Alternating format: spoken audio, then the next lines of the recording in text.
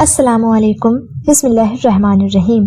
لاکھوں کروڑوں درود حضور نبی اکرم صلی اللہ علیہ وسلم اور ان کی اہل بیت پر۔ پیارے دوستو، حضور سرور کائنات صلی اللہ علیہ وسلم کی زندگی ہمارے لیے بہترین نمونہ ہے، اور کیوں نہ ہو کہ آپ محبوب خدا ہیں، باعث تخلیق کائنات ہیں، امام الانبیاء ہیں، قیامت کے دن شفاعت کرنے والے ہیں کہ جس دن کسی نبی پیغمبر کو بارگاہ خدا بندی میں حاضر ہو کر سفارش کرنے کی اجازت نہ ہوگی۔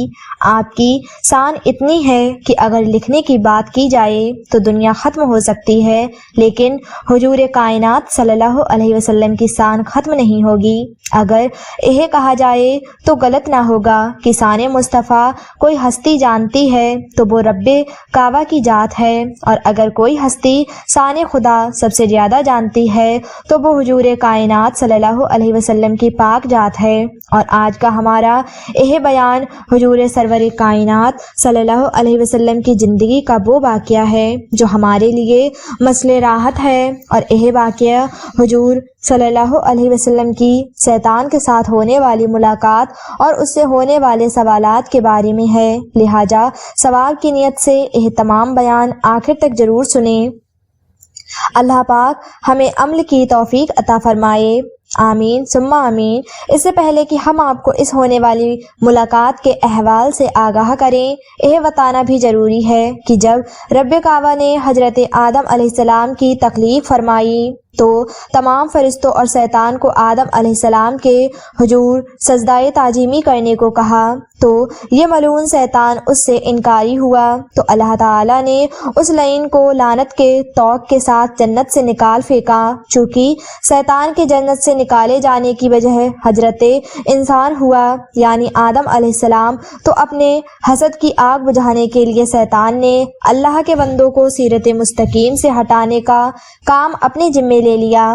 مختلف نبیوں اور رسولوں کے دور میں یہ ان سے ملاقات کرتا رہا اور ان کی قوم کو تباہ و برباد کرنے کے لیے ان کو گمراہی میں ڈالتا رہا، کہ جس کی وجہ سے ان پر نہایت دردناک عذاب آئے اور ان کا نام و نشان دنیائے ہستی سے مٹ گیا۔ حضرت نوح علیہ السلام سے جب اس شیطان کی ملاقات ہوئی تو آپ نے اس سے پوچھا کہ اے بدبخت، یہ بتا کہ بنی آدم کے کون سے عادات تجھے اور تیرے لشکر کو انسانوں کو گمراہ کرنے میں مدد کرتے ہیں؟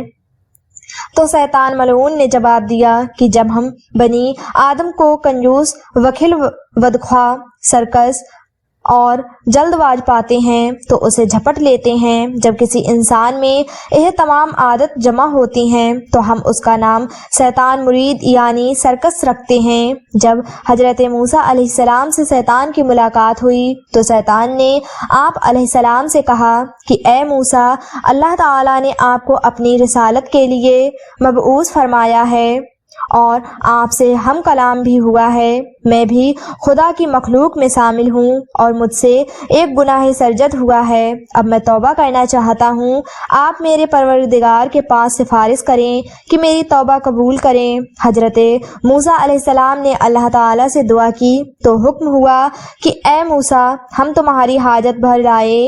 پھر حضرت موسیٰ علیہ السلام شیطان سے ملے اور کہا کہ مجھے ارشاد ہوا ہے کہ تو آدم علیہ السلام کی قبر کو سجدہ کرے تو تیری توبہ قبول ہوگی۔ شیطان نے انکار کیا اور غصے میں آ کر کہنے لگا، جب میں نے آدم علیہ السلام کو ان کی زندگی میں سجدہ نہ کیا تو اب مرنے پر کیا سجدہ کروں گا؟ پھر شیطان نے موسیٰ علیہ السلام سے کہا، تم نے جو اپنے پروردگار کے پاس میری سفارش کی ہے، اسی لیے تمہارا مجھ پر ایک حق کہ تم مجھ کو 3 حالاتوں میں یاد کیا کرو، ایسا نہ ہو کہ تم کو ان 3 وقتوں میں ہلاک کر دوں۔ ایک تو غصے کے وقت مجھ کو یاد کرو، کیونکہ میرا وسوسہ تمہارے دل میں ہے اور میں تمہارے رگو پوش میں خون کی طرح دوڑتا ہوں۔ دوسرا، جہاد و غزوات کی حالت میں میرا خیال کیا کرو، کیونکہ میں فرزند آدم کے پاس اس وقت جاتا ہوں جب وہ کفار سے مقابلہ کرتا ہے اور اس کے بال بچے، بیوی اور گھر والے یاد دلاتے ہیں یہاں تک کہ وہ جہاد سے بھاگ کھڑا ہوتا ہے۔ تیسرا، غیر محرم عورت کے پاس بیٹھنے سے بچتے رہو، کیونکہ میں تمہارے پاس اس کا کاسند ہوں اور اس کے پاس تمہارا پیغمبر ہوں، یعنی کہ جب مرد عورت تنہائی میں پاس بیٹھے ہوں تو دونوں کے دلوں میں جنا کے خیالات ڈالتا ہوں، اس کے بعد وہ وہاں سے چلا جاتا ہے۔ روایت ہے حضرت ابن عباس رضی اللہ تعالی عنہ سے کہ آپ فرماتے ہیں کہ ایک دن حضور نبی اکرم صلی اللہ علیہ وسلم مسجد سے باہر نکلے تو وہاں شیطان ملعون کھڑا تھا۔ آپ علیہ السلام نے فرمایا کہ اے کم وقت، کیا چیز تجھے مسجد کے قریب لائی ہے؟ تو اس نے کہا کہ حضور، مجھے اللہ تعالیٰ نے آپ کی خدمت میں حاضر ہونے کا حکم دیا ہے۔ آپ علیہ السلام نے فرمایا کہ اللہ تعالیٰ نے تجھے میرے یہاں کیوں بھیجا ہے؟ تو اس پر شیطان نے عرض کیا تاکہ آپ مجھ سے حسب مسا کچھ پوچھیں۔ حضرت ابن عباس رضی اللہ تعالی عنہ فرماتے ہیں کہ پہلے آپ نے اس سے نماز کے متعلق پوچھا کہ اے ملعون، میری امت کو نماز باجماعت سے کیوں روکتا ہے؟ عرض کیا حضور، جس وقت آپ کا کوئی امتی نماز باجماعت کے لیے گھر سے نکلتا ہے تو مجھے ایک بیماری گھیر لیتی ہے، جب تک وہ واپس نہیں ہوتا میں اسی مرض میں مبتلا رہتا ہوں۔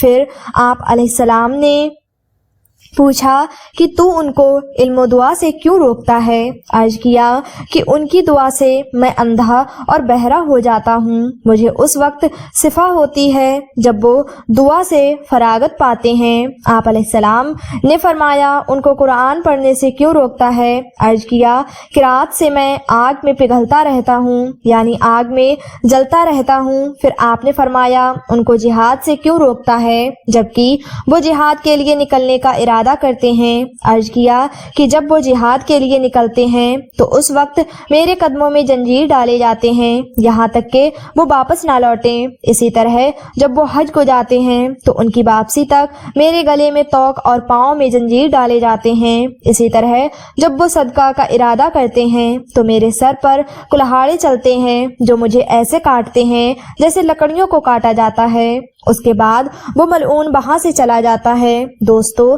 شیطان بڑا ہی بدبخت ہے۔ اللہ تعالیٰ نے اس کے بارے میں قرآن میں فرمایا ہے کہ بے شک شیطان تمہارا کھلا ہوا دشمن ہے۔ ایک جگہ یہ بھی فرمایا جس کا مفہوم ہے کہ جب شیطان تمہیں کوئی وسوسہ دے تو اللہ کی پناہ مانگو، بے شک وہی سنتا جانتا ہے۔ اللہ تعالیٰ سے دعا کرتے ہیں کہ اپنے پیارے نبی حضور کائنات صلی اللہ علیہ وسلم کے صدقے واصلہ سے ہمیں دین اسلام پر چلنے کی توفیق عطا فرمائے اور شیطان کے سر سے بچنے کی توفیق عطا فرمائے، ہمارا خاتمہ بالایمان فرمائے اور جنت الفردوس میں اعلیٰ مقام عطا فرمائے، آمین ثم آمین۔ پیارے دوستو، جانے سے پہلے ہماری ویڈیو کو لائک، شیئر اور سبسکرائب ضرور کر دیں اور اپنا بہت سارا خیال رکھیں، دعاؤں میں یاد رکھیں۔ اللہ حافظ۔